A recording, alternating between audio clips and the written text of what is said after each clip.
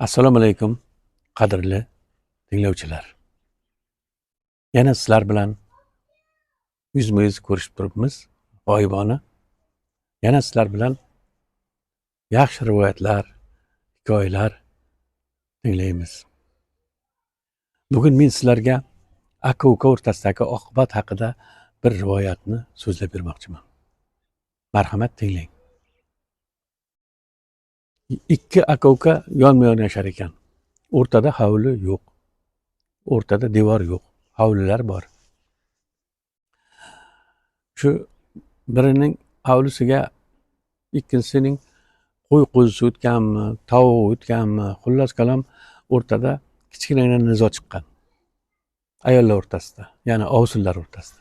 Bu nizo asta-astalik bilan ikkala ovsinni bir-biriga suhbatlashmay, gaplashmay qo'yishigacha sabab bo'lgan. Keyinchalik ular aka-ukalarga o'tgan.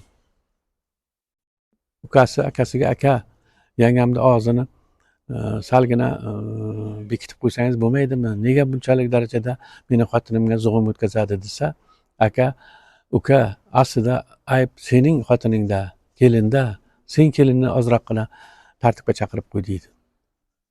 Buni qarangki, aka-uka o'rtasidagi nizo shu ikkalasini bir-biri bilan so'rashmaslikka, salomlashmaslikka, bir-biri bilan gaplashmaslikka olib keladi. Ko'rgani ko'zi yo'q bir-biriga bo'lib qoladi. Qarang, ana shu janjal oqibatida bir kuni uka aytadiki, shu akamni bolalari ham o'tmasin, qo'y qo'zisi ham o'tmasin deb o'rtadan bir ariq qazdiradi, kovlatadi ariq. Keyin suvni qo'yiradi, shovullab suv oqa boshlaydi. Keyin aka buni ko'rib, ukam shunaqa qilgan bo'lsa, men undan zo'rini qilaman deb bozordan yog'och olib keladi, taxta olib keladi, mix olib keladi va bitta usta chaqirib, ustaga aytadiki, shu yerdan shunday bir devor qurginki, mana hamma material yetarli, shu u tomondagi qo'shnini yuzi ham, ko'zi ham menga ko'rinmasin.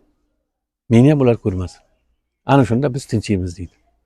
Usta aytadiki, o'sha yon qo'shningiz sizga kim bo'ladi desa, o'zimni tug'ishgan ukam deydi.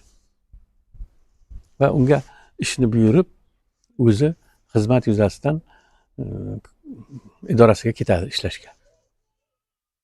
Oradan bir kun o'tib kechqurun aka ishdan kelsa, usta o'sha ariq ustiga shunday bir chiroyli ko'prik quribdiki, ko'rib havasingiz keladi.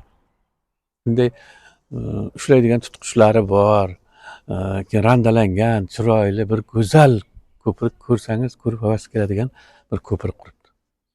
Shunda aka o'sha ustaga gapiraman deb endi og'iz juftlaganda uka kelib qolibdi. Va uka qarasa, shunday chiroyli ko'prik qurib qo'yibdi. Men debdi, akam o'tolmasin, bu yoqqa qaramasin deb ariq qozuvdim. Akam esa ko'prik qurib shunday bir oqibat ko'rsatibdi. Men ahmoq, men bir qanday uka bo'ldimki, shu ishlarni qilyapman. Vaholanki shunday mehrli, oqibatli akam borligi uchun men faxrlanishim kerak-ku deb uka juda o'zini o'zi ayblabdi va yugurib borib ko'prikdan o'tib akasini quchoqlab oldi. Akajon, meni kechiring. Men shunday nomardlik ish qildim. Vaholanki rahmatli onam sizga aytib ketgan edi. Ukangni hurmatini joyiga qo'y, ukangni qadrla, bir-birlaring bilan inoq bo'ringlar deb ketgan edilar. Ana shu onamni vasiyatini siz amalga oshiryapsiz. Men sizga yomonlik qilib ariq qozuvdim, siz esa ko'prik qurib menga oqibat ko'rsatdingiz. Rahmat, meni ko'zimni ochdingiz, akajon deb akasini bag'riga bosib. Akasi esa ukasini quchoqlar ekan, uni yuzlaridan o'par ekan, ukajon, aslida men ham akalik vazifasini bajarmasdan senga qattiq gapirdim, seni koyidim, seni urishdim, gaplashmay yurdim. Meni kechirgin sen ham deb ukasidan kechirim so'raydi.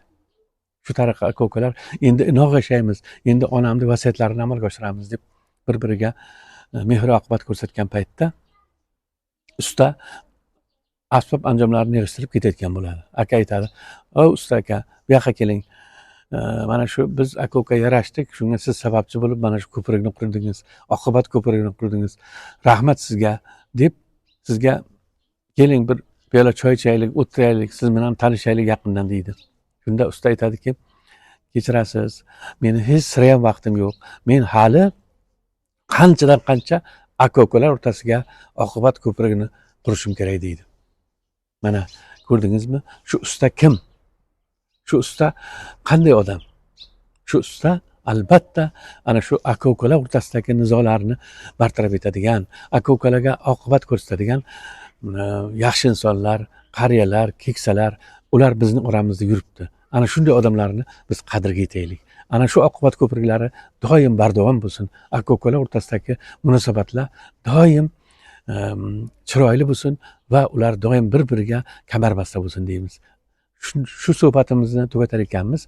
Sizlarga ham sog'lik, omonlik tilaymiz azizlar. Sog' bo'ling.